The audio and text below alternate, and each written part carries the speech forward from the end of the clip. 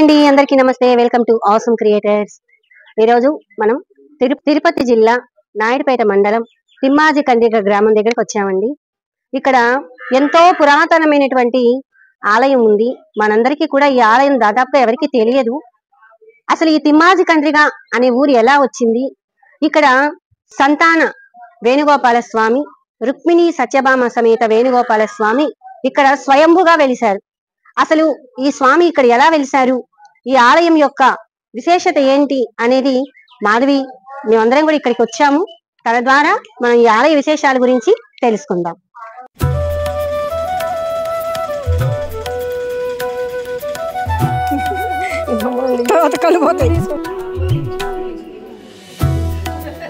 ఇక్కడ చూసినట్లయితే చూసారా అండి, శంకుచక్ర నామాలతో వెంకటేశ్వర. ముందుగా ఈ ఆలయం గురించి తెలుసుకునే ముందు మనం ఇక్కడ ఆలయం ఎలా ఉంది ఏంటి అనేది ఇక్కడ మనం చూద్దాం. ఫస్ట్ మనం ఈ ఆలయము ఈ నెల 6వ తారీఖు పునఃప్రతిష్ఠ చేయడం జరిగిందండి. అంటే ఆలయం రెన్యువేట్ చేసి మళ్ళీ స్వామివారిని పునఃప్రతిష్ఠించారు. అంటే 500 సంవత్సరాల క్రితం ఆలయం కాబట్టి అది ఎంతో పాతగా అయిపోయినందువల్ల ఇక్కడ మళ్ళీ కొత్తగా ఈ ఆలయాన్ని నిర్మించి స్వామివారిని ఇక్కడ ప్రతిష్ఠించారనమాట. ఇక్కడ చూసారా అండి, ఈ తిమ్మాజి కండ్రిక ఊరు ఎంతో ప్రశాంతంగా ఉంటుందండి, ఎంతో పచ్చగా ఉంటుంది. అందుకే మనకి పల్లెలు పచ్చదనానికి నిదర్శనాలు అని చెప్పడానికి ఈ ఊరు ఎంతో ప్రశాంతంగా ఆహ్లాదకరంగా ఇక్కడైతే కనిపిస్తూ ఉంది. ఇక్కడ మనం ఆలయం లోపలికి ఎంట్రన్స్ అవ్వగానే శ్రీరంగం అనే ఇల్లు కనిపించిందండి. చూసారా, ఇక్కడ ఆళ్వార్ స్వామిని అక్కడ నేను ఎక్కడ కూడా మనం వినాయకుడిని చూసాము, అలాగే వెంకటేశ్వర స్వామిని, కృష్ణుడి బొమ్మలు అలా పెట్టారు, కానీ ఇలా ఆళ్వార్ బొమ్మ పెట్టడం నేను ఇదే ఫస్ట్ టైం చూడడం. చాలా చాలా బాగుంది. గుడికి ఆపోజిట్ లోనే ఆ ఇల్లు అనేది ఉంది ఇక్కడ. ఇంకా ఈ ఆలయం ఇక్కడ చుట్టుపక్కల కూడా పశువులతోటి అలాగే మనకి పాడి పంటలతోటి ఎంతో నిండుగా ఉంది. ఇక ఊరి గురించి పక్కన పెడితే ఇక ఆలయం లోపలికైతే మనం ఎంటర్ అయిపోయామండి. ఈ ఆలయం లోపల మనం ఎంట్రన్స్ రాగానే చాలా చక్కగా ఇక్కడ వెంకటేశ్వర స్వామి మనకి ఇక్కడ చూసారా, ఇక్కడ మనకి శంకు చక్ర నామాలతోటి వెంకటేశ్వర స్వామి శంకుచక్ర నామాలు ఇక్కడ చాలా చక్కగా ప్రతిష్ఠించారు. ఈ ఆలయం లోపలికి రాగానే ఇది మనకి అట్రాక్షన్ గా కనిపిస్తూ ఉంది. ఇంకా కూడా ఆలయాన్ని ఇంకా పూర్తిగా ఇంకా అవ్వలేదు, కొంచెం కొంచెం పనులు సాగుతూ ఉన్నాయి. ఈ ఆలయాన్ని అయితే ముందైతే ఇక్కడ ఈ నెల 6వ తారీఖు స్వామివారిని ప్రతిష్ఠించారు. ఆలయం మటుకి రెడీ అయిపోయింది. ఇంకా ఈ చుట్టుపక్కలంతా కూడా రెడీ చేయాల్సిన అవసరం ఇక్కడ కనిపిస్తా ఉంది. ఇక పక్కన మనకి ఇక్కడ చూసినట్లయితే చూసారా అండి, శంకుచక్ర నామాలతో వెంకటేశ్వర స్వామి మనకి ఇలాగే మనం సేమ్ మనము తిరుపతిలో మనము శ్రీవారి మెట్లు ఎక్కేటప్పుడు కూడా ఇలాగే మనకి కనిపిస్తూ ఉంటుంది. అబ్జర్వ్ చేశారా, చాలా చాలా బాగుందండి. నాకు ఇక్కడ ఇదైతే చాలా చాలా బాగా నచ్చింది. ఇంకా నెక్స్ట్ ఏంటి అంటే, ఇక్కడ స్వామివారికి ఇక్కడ యాగశాల అనేది నిర్మించడం జరిగింది. అయితే ఇంకా పనులు అవ్వాల్సి ఉంది. ఈ లోపల మొన్న జరిగినటువంటి కార్యక్రమాలకి ఇక్కడంతా కూడా యజ్ఞయాగాలు చేశారు. అదంతా కూడా ఇంకా మనకి ఇక్కడ కనిపిస్తూ ఉన్నాయి.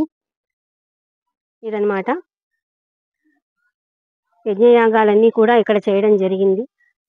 జెండాలు అవి అన్ని కూడా ఇంకా ఉన్నాయి ఇక్కడ. నెక్స్ట్ ఏంటి అంటే, ఈ ఆలయం ధ్వజస్తంభం కూడా ఇక్కడ ప్రతిష్ఠించడం జరిగింది.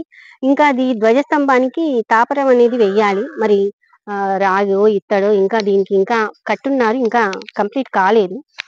ఇంకా నెక్స్ట్ ఏంటి అంటే, ఈ ఆలయం పైన మనకి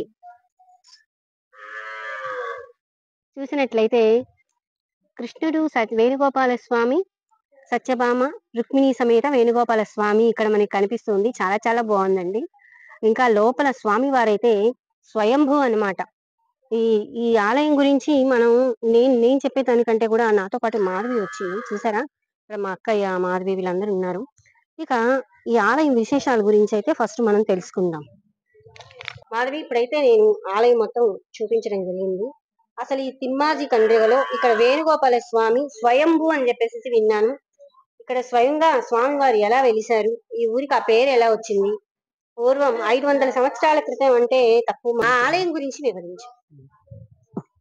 ఈ ఆలయం శ్రీ శ్రీ శ్రీ రుక్మిణి సత్యభామ సమేత శ్రీ వేణుగోపాల స్వామి ఆలయం అండి. ఇది దీనికి విశేషమైనటువంటి చరిత్ర ఉన్నది. ఒకప్పుడు వెంకటగిరి రాజులు సంస్థానాన్ని పరిపాలించేటప్పుడు ఈ గ్రామం పేరు లక్ష్మాంబపురం అని పేరు దీనికి. ఇక్కడ తిమ్మాజీ పంతులు అనేటటువంటి ఒక బ్రాహ్మడు వెంకటగిరి రాజుల వారి ఆస్థానంలో నివసిస్తూ ఉండేవాడు. అతను ఇక్కడ శిస్తు వసూళ్లు చేస్తూ ఆ కార్యక్రమాలన్నీ చూస్తూ ఉండేవాడు. ఒకనాడు తను ఇక్కడ స్వర్ణముఖి నది తీరం మనకు చాలా దగ్గరగా ఉందండి ఈ స్వామివారికి. ఇక్కడ చాలా విశేషమైనటువంటి స్వర్ణముఖి తీరం ఇది. ఎందుకంటే ఆ నదికి కూడా ఈ పేరు ఎందుకు వచ్చిందంటే, పూర్వ రోజుల్లో ఆ రాజులు పరిపాలించేటప్పుడు ఇక్కడ కూలీలు పనిచేస్తూ వాళ్ళు ఎంత కష్టపడితే అంత స్వర్ణం ఇక్కడ దొరికేదటండి. వాళ్ళకి ఎవరు కష్టపడకుండా వాళ్ళు వెతికితే దొరికేది కాదట. ఎంతసేపు వెతికినా సాయంత్రం దాకా వాళ్ళకి ఒక చిల్లిగవ్వ కూడా దొరికేది కాదట. అందుకని ఈ నదికి ఇక్కడ స్వర్ణముఖి అనే పేరు వచ్చింది. అంటే బంగారు దొరికేదట. ఎవడు ఎంత కష్టపడితే ఆ కష్టానికి తగిన ఫలితంగా ఇక్కడ బంగారు దొరికేదట. కానీ రాను రాను మనుషుల్లో కూడా ఈ కలి ప్రభావం వల్ల దురాశలు ఎక్కువైపోయిన దాని వల్ల అది రావడం అంతరించిపోయింది. ఆ పేరు మాత్రం చిరస్థాయిగా ఈ నదికి సార్థకమైంది. ఈ నదిలో ఆ తిమ్మాజీ పంతులు గారు ఒకనాడు స్నానం చేసి సంధ్యావందనం చేసుకుంటూ ఉండగా వేణుగోపాల స్వామి బంగారు విగ్రహం రూపంలో వేణువు ఊదుతూ ఆ స్వామికి దర్శనమిచ్చారు. అందువల్ల దర్శనమిచ్చి అంతర్ధానం అయ్యారు. ఈ విషయాన్ని వెంకటగిరి రాజుల వారికి చెప్పడం జరిగింది తిమ్మాజీ పంతులు. ఈ ఆలయాన్ని ఇక్కడ నిర్మించండి, స్వామివారు నాకెందుకో ఇలా కనిపించి అదృశ్యం అయ్యారు అని చెప్పగానే ఆ వెంకటగిరి రాజులు ఈ స్వామివారిని ఇక్కడ ప్రతిష్ఠ చేయడం జరిగింది. ఆయన రుక్మిణి సత్యభామ సమేతంగా ఇక్కడ వెలిశారండి. అప్పటి నుంచి ఈ గ్రామానికి తిమ్మాజీ కండ్రిగా ఆయన పేరు, ఆయన కృషి చేసి స్వామి ఆయనకు దర్శనమిచ్చిన కారణంగా ఈ ఊరికి తిమ్మాజీ కండ్రిగా అనే పేరు కూడా సార్థకమైంది. కాబట్టి ఇక్కడ స్వామి చాలా మహిమాన్వితమైనటువంటి మహానుభావుడు. ఇక్కడ ఈయన సంతాన వేణుగోపాల స్వామిగా కూడా పిలువబడుతూ ఉంటాడు. ఇక్కడ ఎవరైనా సరే దంపతులు సంతానం లేని వారు ఇక్కడ ధ్వజస్తంభానికి కొడిగుడ్డ కట్టి ఆ ప్రసాదాన్ని ఉపవాస దీక్షతో స్వీకరిస్తే వాళ్ళకి తప్పకుండా సంతానం కలుగుతుందని ఇక్కడ ప్రతీతి. కాబట్టి ఈ స్వామి ఎంతో మహిమాన్వితమైనటువంటి స్వామి. ఇక్కడ ఈ మధ్యనే మార్చి 6వ తేదీన స్వామివారికి పునర్వైభవం నిర్మించాలని పునఃప్రతిష్ఠ జరిగింది. ఆలయ ప్రతిష్టను దేవాదాయ ధర్మాదాయ శాఖ వారి సహకారంతో గ్రామ పెద్దలు ఊరి ప్రజలందరూ కూడా కలుసుకుని స్వామిని ఇక్కడ మళ్ళీ పునఃప్రతిష్ఠించారు. దాని సందర్భంగా 40 రోజులు ఇక్కడ మండలాభిషేకాలు జరుగుతాయి స్వామికి. ప్రతిరోజు 41 రోజులు అభిషేకాలు జరుగుతాయి స్వామికి. కాబట్టి ఆ సేవలన్నీ కూడా చూసి మనం తరించడం ఎంతో మన అదృష్టంగా భావిస్తూ ఈ ఆలయం గురించినటువంటి విశేషాలన్నీ మీతో పంచుకోవడం జరిగింది. మరి ఈ సంతాన వేణుగోపాల స్వామి మనం దర్శిస్తే సంతానం లేని వారికి సంతానం కలుగుతుంది. ఇక్కడ వివాహాలు కూడా చేస్తారండి. అంటే 5,000 రూపాయలు మనం రసీదు చెల్లిస్తే వాళ్ళకి ఇక్కడ ఆలయం పూజారి గారు వాళ్ళకి తగిన ఏర్పాట్లు చేసి వివాహాలు కూడా జరుగుతాయి. ఆ స్వామి సన్నిధిలో మనం వివాహం చేసుకోవడం కన్నా మనకు అదృష్టం ఏముంటుందండి. మరి చూశారు కదండి, సంతాన వేణుగోపాల స్వామి ఆలయము.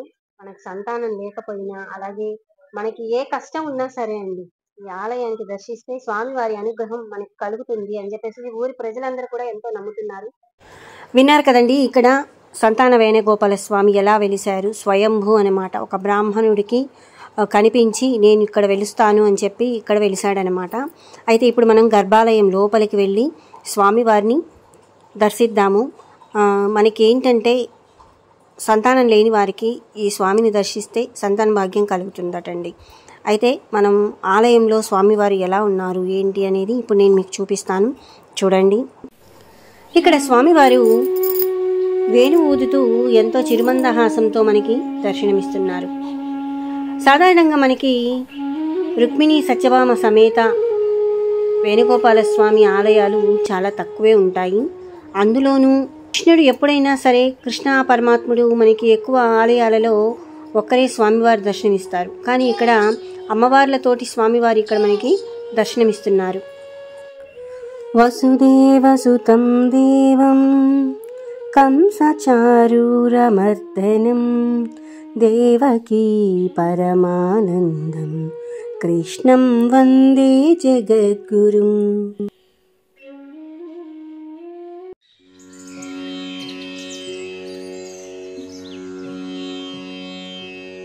ఇక్కడ ఆలయం లోపల మనకి ఉత్సవమూర్తులు కూడా ఉన్నారండి. అలాగే చక్ర స్నానానికి మనం బ్రహ్మోత్సవాల టైంలో చూస్తాం కదండి, ఆ చక్ర స్నానానికి సంబంధించిన చక్రం ఇక్కడే ఉంది.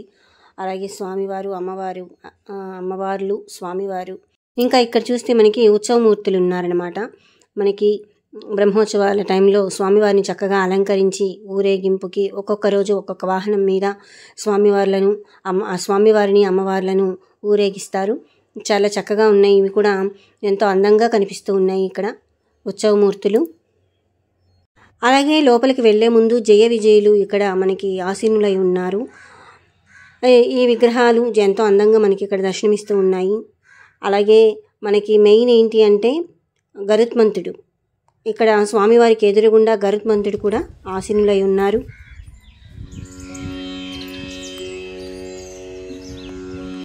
ఇంకా ఇక్కడ మనకి అందుబాటులో ఆలయ కార్యకర్త ఉన్నారు. అతన్ని అడిగి ఇంకా మరిన్ని విషయాలు మనం గుడి గురించి తెలుసుకుందాం.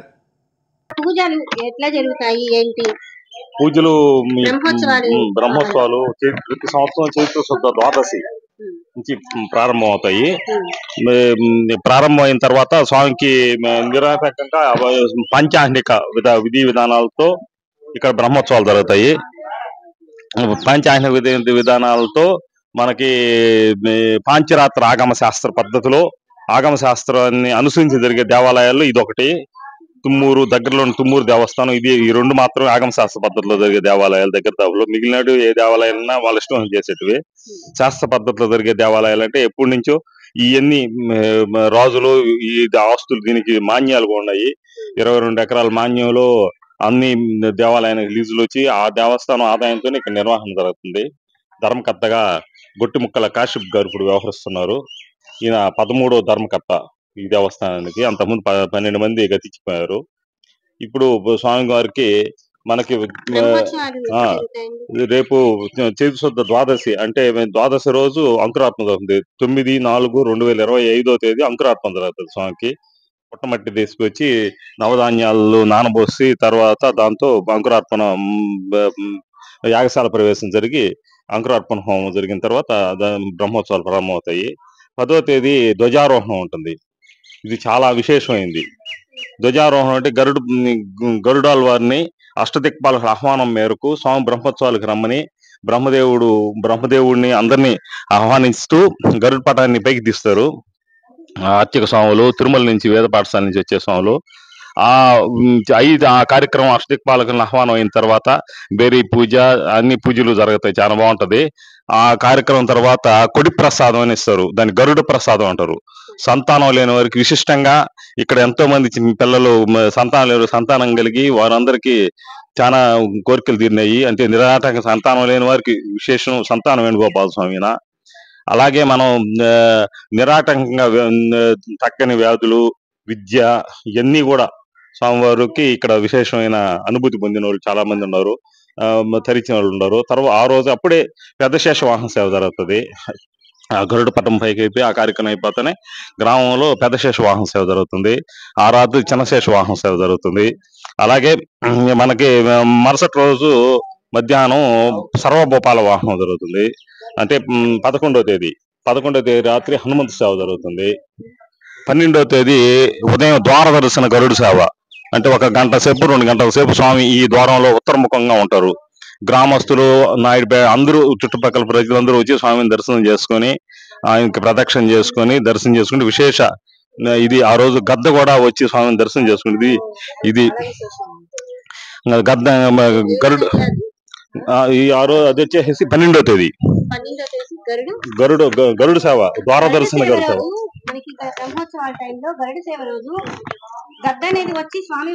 దర్శనం చేసుకుంటది, వెళ్తది. ఇది విశేషం. ఆ రోజు రాత్రి కూడా పౌర్ణమి గరుడు సేవ. ప్రతి పౌర్ణమికి చైత్ర మాసంలో గరుడు సేవ ఉంటుంది. అది బ్రహ్మోత్సవాల్లో పౌర్ణమి రోజే గరుడు సేవ జరుగుతుంది. ఉదయం జరిగే ద్వార దర్శనం, రాత్రి జరిగే పౌర్ణమి గరుడు సేవ. పౌర్ణమికి స్వామి గరుడు సేవ, గరుడు వాహనం మీద ఊరేగుతారు. 13వ తేదీ ముత్యప్పందిరి ఈవినింగ్ మోహిని ఉత్సవం జరుగుతుంది. ఆ ఉత్సవం విశేషం ఏంటంటే స్వామివారు కళ్యాణానికి అవసరమైన పసుపు, కుంకుమ, తలంబరాల బియ్యం గ్రామస్తులందరినీ రమ్మని ఆహ్వానిస్తూ స్వామి తిరువీధుల్లో తిరుగుతూ పిలిచే విశేషమైన ఉత్సవం అది. మోహిని ఉత్సవంలో పంచగజ్జాయని అందరికీ నైవేద్యంగా పెడుతూ స్వామి ముందుకు కదిలి అందరు ఆహ్వానం తీసుకొని వస్తారు. ఆ తలంబ్రాల బియ్యమే స్వామికి ఆ రోజు రాత్రి కళ్యాణం జరుగుతుంది. గ్రామం నడిబొడ్డున గంగమెట్ట అనే ప్రాంతం ఉంది, అక్కడ ఇది జరుగుతుంది, స్వామికి కళ్యాణం జరుగుతుంది. అది అర్ధరాత్రి 2 గంటలకి జరుగుతుంది, చాలా విశేషంగా జరుగుతుంది అది. ఆ రోజు సాయంకాలం అందరూ భక్తులందరూ దూర ప్రాంతాల నుంచి వచ్చే వాళ్ళకి అన్నప్రసాదం కూడా ఏర్పాటు చేస్తారు. అది మా కార్యకర్త నల్లూరు సుందరయ్య గారు దాన్ని చూసుకుంటారు. అలాగే 14వ తేదీ వసంతోత్సవం జరుగుతుంది. తర్వాత చక్రస్నానం, అప్పుడే వసంతాలు చదువుకుంటా చక్రస్నానం జరుగుతుంది.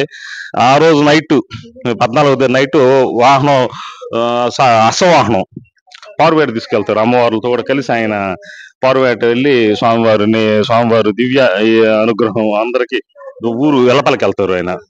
తర్వాత వచ్చేసి లాస్ట్ రోజు ఏకాంత సేవ జరుగుతుంది. ఏకాంత సేవకి కొన్ని గంటల ముందు పుష్పయాగం జరుగుతుంది. ఈ ఉత్సవాల్లో ఏమైనా అవకతవకలు పొరపాట్లు జరిగి ఉంటే స్వామివారిని వేడుకుంటూ ఆ తప్పులన్నీ మళ్ళీ నుంచి మా గ్రామాన్ని, ఈ ప్రపంచాన్ని అంతటినీ చల్లంగా చూడాలని చెప్పేసి పుష్పయాగం చేస్తాము. తర్వాత ఆ రోజే భరతనాట్య ప్రదర్శన అన్నీ ఉంటాయి చిన్నపిల్లలతో చేత. ఆ రోజు సాయంకాలం ఏకాంత సేవ రంగరంగ వైభవంగా జరుగుతుంది. ఏకాంత సేవ తర్వాత మనకి అన్ని బ్రహ్మోత్సవాలు సమాప్తం అయినట్టు. మనకి ఏప్రిల్ 9వ తారీఖు నుంచి మొదలుకొని ఎప్పటిదాకండి 9 నుంచి 15వ తేదీ దాకా 15వ తారీఖు దాకా ఇక్కడ బ్రహ్మోత్సవాలు ఎంతో అంగరంగ వైభవంగా జరుగుతాయి. బ్రహ్మోత్సవాలు అంగరంగ వైభవంగా జరగడమే కాకుండా ఎన్నో వింతలు విశేషాలతో కూడా ఇక్కడ గ్రామస్తులు ఎంతో భక్తి శ్రద్ధలతో ఈ బ్రహ్మోత్సవాలు చేసుకోవడం అనేది జరుగుతుందన్నమాట. ఇప్పుడు ఈ దేవాలయం నూతనంగా నిర్మించబడింది. పాత దేవాలయాన్ని పునరుద్ధరణ జరిగింది. గవర్నమెంట్ వారు పురాతన దేవాలయాల కింద 65 లక్షల రూపాయలు మంజూరు చేశారు. తిరుమల తిరుపతి దేవస్థానం 18 లక్షల రూపాయలు మంజూరు చేశారు. గ్రామస్తులు, బయట నుండి భక్తులందరూ దాదాపుగా ఒక 50 లక్షల రూపాయల దాకా ఇచ్చే ఇది తిరిగి పునర్నిర్మాణం జరిగింది. పురావస్తు శాఖ వారు ఈ ఆలయాన్ని గుర్తించి స్వామివారిని మరణ పునర్నిర్మాణం చేయాలి, ఆలయ అభివృద్ధి జరగాలి అని చెప్పేసి పునఃప్రతిష్ఠ చేయడం జరిగింది. చాలా మంది ఏంటంటే ఇక్కడ ఆలయాలు మనకి చిన్న ఊర్లలో కూడా మనకి ఎంతో పురాతనమైనటువంటి ఆలయాలు ఉంటాయి. అవి గుర్తించకుండా మనం మళ్ళీ కొత్త ఆలయాలను మనము నిర్మిస్తున్నాం. దానికంటే కూడా మనము ఉన్నటువంటి ఆలయాల్ని అభివృద్ధి చేసుకుంటే, అంటే స్వయంభూగా వెలిసినటువంటి స్వామి, ఎన్నో మహిమలు ఉన్నటువంటి స్వామి ఇక్కడ వెలిసి ఆయనకి ధూపదీప నైవేద్యాలకి ఇబ్బంది కలగకుండా మనందరం కూడా మన వంతు సాయం చేస్తే చాలా బాగుంటుందండి. ఇంకొక చిన్న విషయం, ఈయన తిరుమలలో లాగా వరాహ స్వామి ఎలాగో అలాగా ఈయన భూమిలోనే స్వామివారి వెంకటేశ్వర వెలవడం గొప్ప విశేషం. ఇది 2 ఎకరాల భూములు ఆయన వెలిసి ఉండడం, అక్కడ కూడా కొండ మీద కూడా వరాహ స్వామి భూములు వెంకటేశ్వర వెలవడం, ఈ 2 యాదృచ్ఛికంగా జరిగిన సంఘటనలో 2 స్వర్ణముఖి నది ఒడ్డునే ఉండడంతో మనకి ఇది గొప్ప క్షేత్రం. ఈ క్షేత్రం అది ఈయన అంతటి మహిమ గల మా స్వామిని అందరూ కూడా దర్శించుకొని తరించవలసిందిగా మనసారా కోరుకుంటున్నాము. నమస్తే. విన్నారు కదండి, సంతాన వేణుగోపాల స్వామి, తిరుపతి జిల్లా నాయుడుపేట మండలం తిమ్మాజి కండ్రిగ గ్రామం. ఈ తిమ్మాజి కండ్రిగ గ్రామం అనేది ఎలా వచ్చింది అనేది కూడా మాధవి చక్కగా మనకు వివరించింది. మరి వచ్చే నెల ఏప్రిల్ 9 నుంచి ఇక్కడ బ్రహ్మోత్సవాలు అంగరంగ వైభవంగా జరుగుతాయి. అందరూ వచ్చి స్వామివారిని దర్శించండి, స్వామివారి అనుగ్రహానికి పాత్రలు కండి. నమస్తే.